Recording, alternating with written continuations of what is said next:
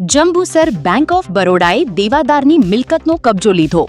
નમસ્કાર દર્શક મિત્રો, ચરોતર બ્રેકિંગ ઇન્ડિયામાં આપનું સ્વાગત છે.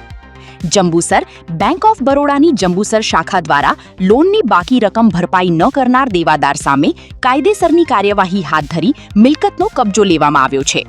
દેવાદાર ગેરંટર અનીશભાઈ મુસાભાઈ પટેલ અને હલીમાબેન અનીશભાઈ પટેલ પાસેથી કુલ ₹8,88,10.60ની બાકી રકમ વસૂલ કરવાની કાર્યવાહી હાથ ધરાઈ હતી.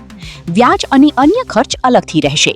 મિલકત પ્લોટ નંબર 104, ક્ષેત્રફળ 45.98 ચોરસ metre, Momin park, revenue survey number 3016 પૈકી મોજે કસ્બા, તાલુકો જંબુસર, જિલ્લો ભરૂચ ખાતે આવેલી છે.